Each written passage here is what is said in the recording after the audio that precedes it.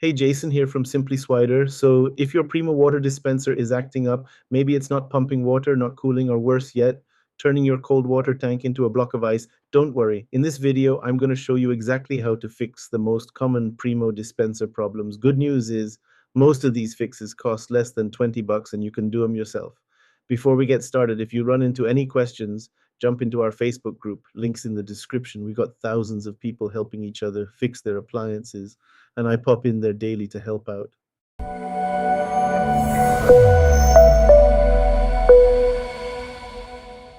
All right, so I'm going to walk you through 5 common problems with these Primo dispensers, starting with the simplest fixes and working our way up. Before we dive in, grab these basic tools, a Phillips head screwdriver, needle nose pliers, and a flashlight. Here's the thing about these units. They're pretty reliable, but when they do break, it's usually one of these specific issues. The good news, most fixes take just 15 to 30 minutes, and I'll give you the time estimate for each one.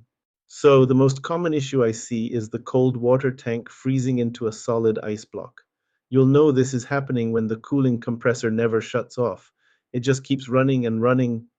The dead giveaway is when you try to get cold water and nothing comes out, but the hot and room temperature taps still work fine. Unplug the unit and stick your finger down into the cold water reservoir. If you hit a chunk of ice, that's your problem right there. Here's the fix. Unplug it for 24 hours to let everything thaw out completely, but that's just a temporary solution. The real culprit is a bad temperature sensor. It's called a 10K NTC thermistor. Here's how to replace it. First, unplug the unit and remove 2 Phillips screws from the back panel. Snap off that top lid, then carefully peel away the styrofoam insulation to access the probe.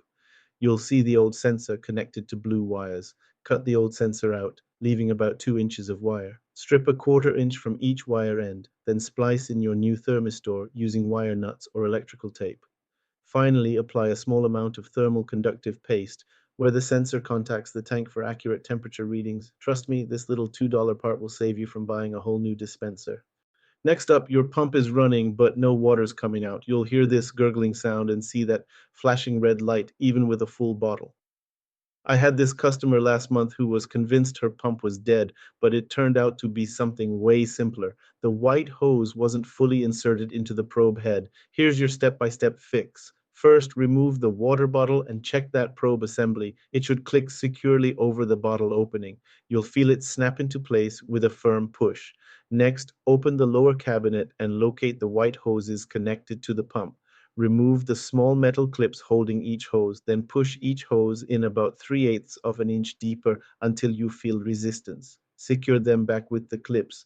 They should feel tight and won't pull out easily when properly connected. Sometimes you'll get airlocks too, so dispense water from both spouts for a few seconds to release any trapped air. This fix costs you nothing and solves about 80% of no-flow problems on bottom load models. Got water pooling on your floor? Let's figure out where it's coming from. First, grab a flashlight and check the spouts. Look for drips or constant flow. If the spouts are dry, check that overflow hole in the back of the unit.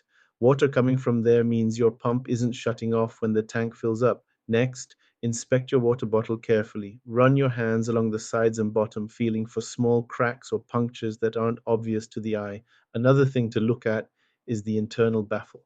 Pop open that reservoir lid and make sure the baffle is sitting firmly over the center inlet. If it's loose, it messes with the float sensor and causes all kinds of problems. Now, if the float switch itself has failed, you're looking at replacing a magnetic reed switch. That'll run you about 13 bucks, but it's worth fixing because a bad float switch can dump an entire 5-gallon bottle onto your floor. Don't ask me how I know that. Green cooling light is on, but your water's coming out room temperature. Listen for that familiar refrigerator hum. If it's dead silent or you hear a popping noise, the starter relay has probably given up.